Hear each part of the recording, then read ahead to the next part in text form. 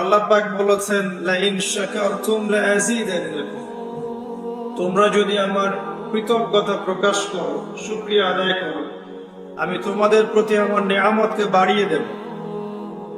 ওয়া লা ইন কাফারতুম ইন্না আযাবি লাশাদীদ, যদি তোমরা অকৃতজ্ঞ হও, অস্বীকার করো, তাহলে জেনে রেখো যে আমার আযাব বড়ই কঠিন। নবী করিম সাল্লাল্লাহু আলাইহি ওয়াসাল্লাম যে আইয়ামে জাহেলিয়াতকে মাত্র 23 বছরের ব্যবধানে একটা আলোকিত সমাজে পরিণত করেছিলেন, সে জাহিলি যুগের একটা মৌলিক পাপ ছিল শিরক। আল্লাহ পাকের তাওহীদের সাথে শিরকের সংমিশ্রণ। বর্তমান প্রেক্ষাপটের প্রত্যেকটা সেক্টরের দিকে তাকালে আমরা বুঝতে পারবো প্রতিটা ডিপার্টমেন্টের মধ্যে শিরক আছে। শিরক ইন এডুকেশন, শিরক আছে শিক্ষার মধ্যে, যেখানে আল্লাহ রাব্বুল আলামিনের ওহীর জ্ঞানকে চূড়ান্ত সত্য মনে করা হয় না, বরং যুক্তি বিজ্ঞান দর্শনকেই চূড়ান্ত সত্য মনে করা হয়। এটা একটা শিক্ষা দর্শনের মধ্যে শিরক। শিরক আছে ইকোনমিক্সের মধ্যে। আল্লাহ পাকের হালাল অর্থনীতির জায়গায় আমরা সুদ ভিত্তিক হারাম অর্থনীতিকে জায়েজ করে নিয়েছি এবং দিব্যি অবলীলায় সেগুলো সেবন করছি। নামাজও পড়ছি 5 ওয়াক্ত, কপালে সেজদার দাগও আছে, অর্থনৈতিক জীবনে পাক্কা সুদখোর। এটাও এক প্রকার শিরক। জিওপলিটিক্যাল ক্ষেত্রে আমরা আল্লাহ পাকের হালাল গুলোকে হারাম করেছি, আল্লাহ পাকের হারাম গুলোকে হালাল করে নিয়েছি। সূরা তাওবার 31 নম্বর আয়াত অনুযায়ী এটাও একটা শিরক। শিরক আছে আমাদের ধর্মের মধ্যেও। মুসলিমরাই এখন কবর পূজা করছে, মাজার পূজা করছি, তাকদীরকে অস্বীকার করছি। এক শ্রেণীর মানুষ বের হয়েছে যারা বলছে মুহাম্মদ সাল্লাল্লাহু আলাইহি ওয়াসাল্লাম শেষ নবী নন, আরো আসে, নবী আসতে পারে।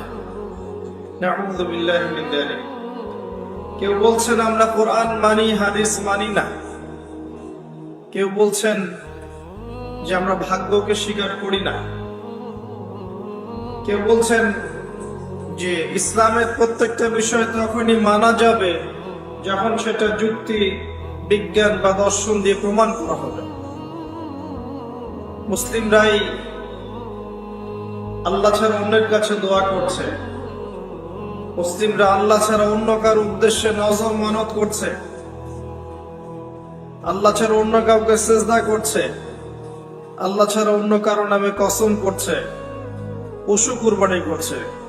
মুসলিমরাই শিরকে লিপ্ত আছে এবং মুসলিমরাই নিজেদের মধ্যে আজ শতদা বিভক্ত দলাবলির মধ্য দিয়ে। ধর্মতাত্ত্বিক প্রেক্ষাপটে আপনি অনেক সমস্যা দেখতে পারবেন। শিরকের পাশাপাশি আছে বেদায়াতের সমস্যা। নবী সাল্লাল্লাহু আলাইহি ওয়াসাল্লামের সুন্নাহর নাম দিয়ে আমরা এমন অনেক আমল চালু করেছি যেগুলোর আসলে কোনো বেস নাই, কোনো ভিত্তি নাই। নেকির আশায় আমরা এই কাজগুলো করছি যেগুলো নবী সাল্লাল্লাহু আলাইহি ওয়াসাল্লাম করেননি, সাহাবায়ে কেরাম রাদিয়াল্লাহু আনহুম কেউই করেননি। ধর্মতাত্ত্বিক ক্ষেত্রে সমস্যা দেখবেন, শিক্ষা ক্ষেত্রে সমস্যা দেখবেন, ইকোনমিক্সের সমস্যা দেখবেন, জিওপলিটিক্যাল ক্ষেত্রেও সমস্যা দেখবেন। প্রত্যেকটা ডিপার্টমেন্টেই শিরক আছে এখন, যেটা আইয়ামে জাহিলিয়াতের one of the most important জাহিলিয়াত, এটা ছিল শিরক। জাহিলি যুগে একটা পাপ ছিল রিবা বা সুদ, যেটা এখন পুরো বিশ্বে একটা সুদ ভিত্তিক অর্থনৈতিক সিস্টেমের মধ্য দিয়ে সবাইকে সুদখোর বানানো হয়েছে।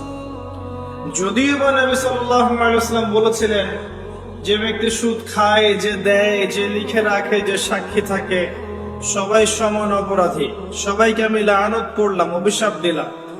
তারপরেও দিব্যি অবলীলায় আমরা মুসলিমরাই সুদ খাচ্ছি।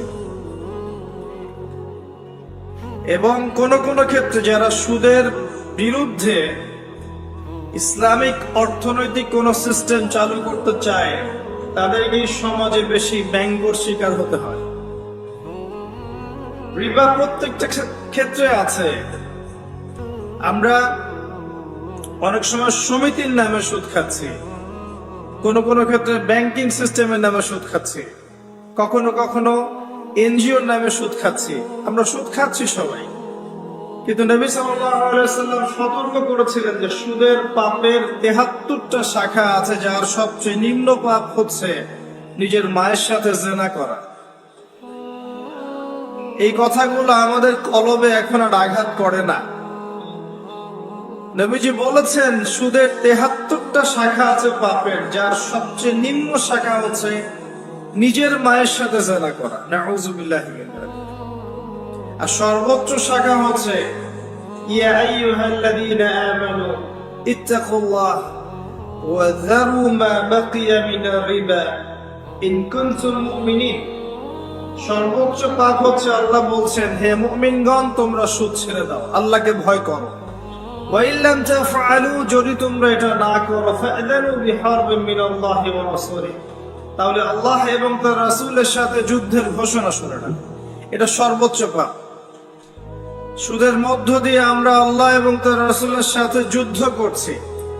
একদিকে আল্লাহ এবং তার রাসূল, একদিকে কাফের মুশরিক। আপনি কার পক্ষে যুদ্ধ করবেন বলেন? একদিকে আল্লাহ এবং তার রাসূল, একদিকে কাফের মুশরিক, আপনি কার পক্ষে যুদ্ধ করবেন?